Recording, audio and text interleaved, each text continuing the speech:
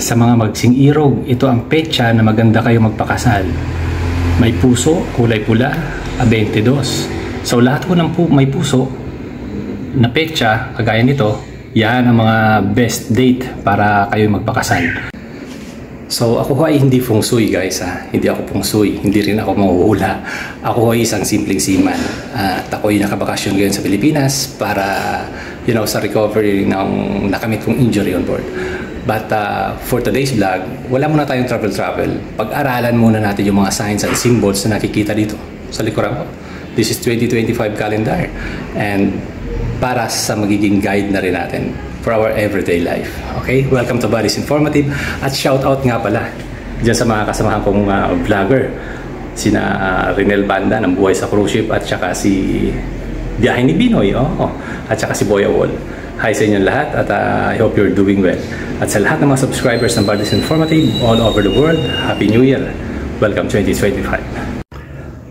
So guys, ito ang gagawin nating sample, no? Itong January ng 2025. So, kung makikita nyo dito sa mga ito, may mga signs and symbols like this one, that one.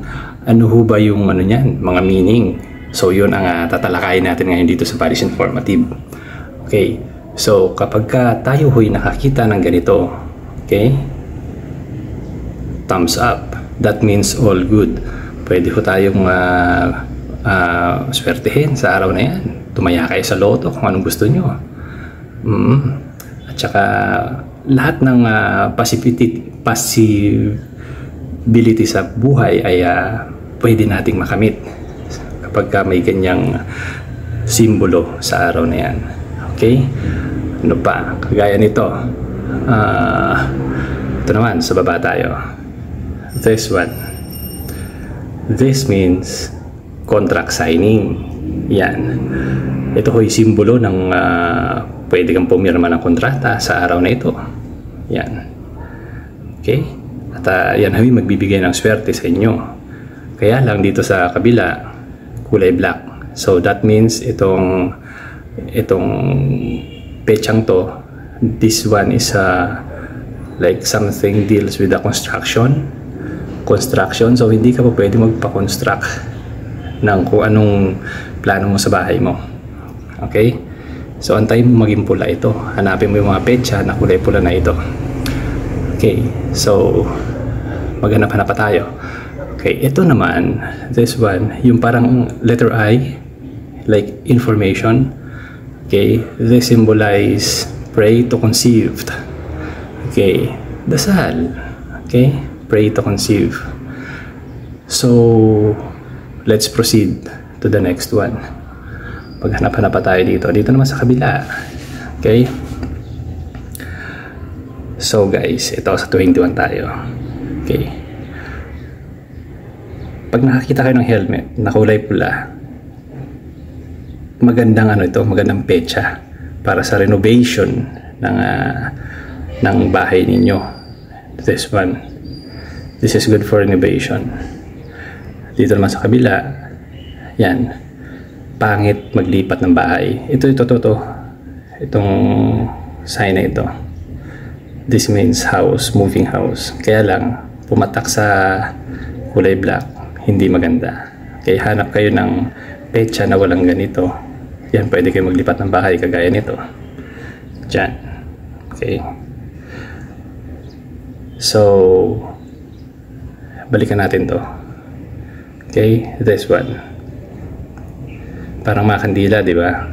So, ito yung best time and date na pwede tayo mag-alay ng offering sa mga kung anong gusto mo, na mayapa o sa mga santo na mag-offer ka ng prayer sa kanila. This is the best date to do that one. Okay? Tapos, syempre, nasa taas yung prayer. Okay? Ito yung parang nagdadasal na kamay. Prayer po yan, mga kaibigan. So, mga buddy, itong dinidiscuss natin sa inyo ay ito yung mga nasa kalendaryo na naobserbahan kong maganda ang epekto. Okay?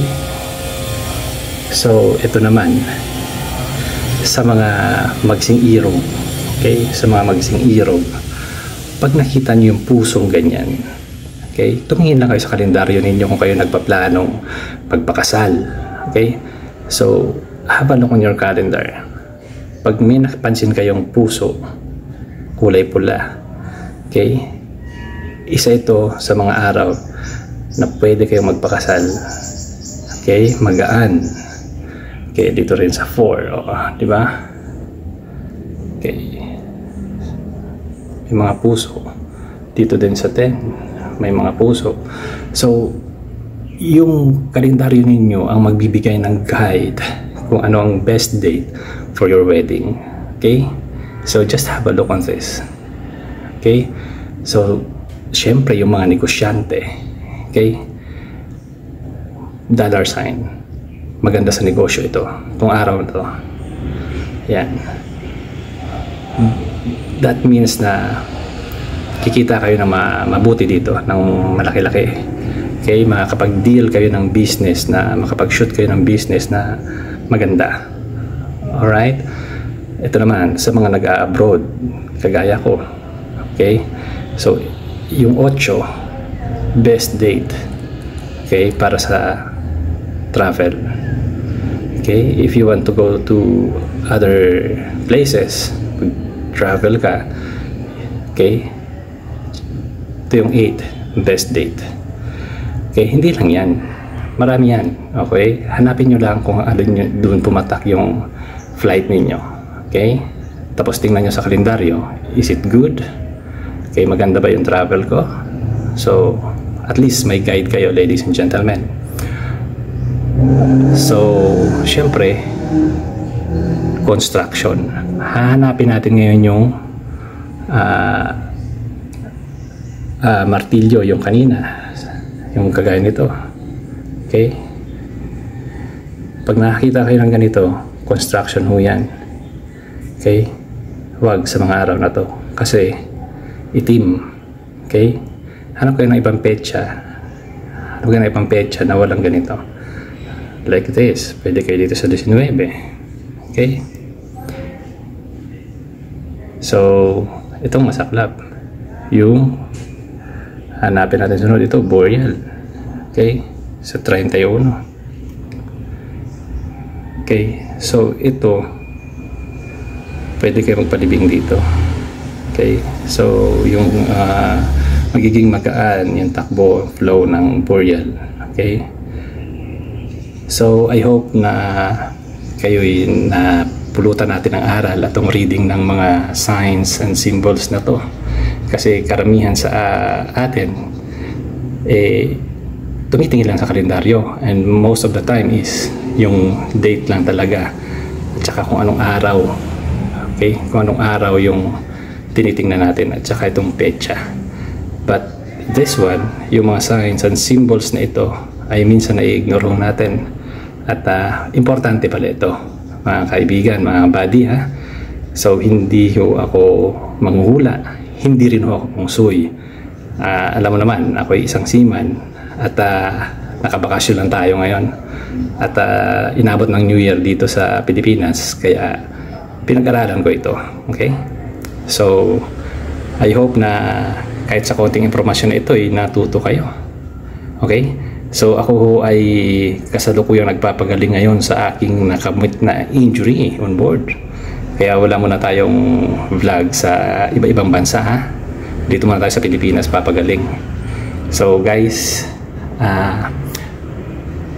ito pala, andyan naman yan may mga label naman yan.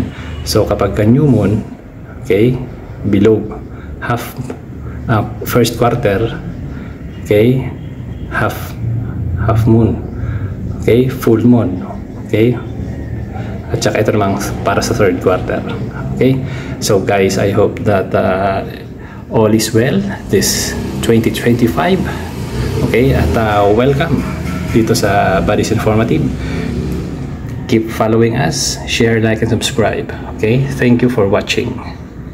Ayan, salamat sa inyong panonood at naway nabigyan kayo ng another information from Buddies Informative. Sa susunod nating mga vlog, tayo mag-iikot-ikot na naman in different places. Kung hindi man sa buong mundo, ay dito muna sa Pilipinas. But the most important thing is magkakasama tayo.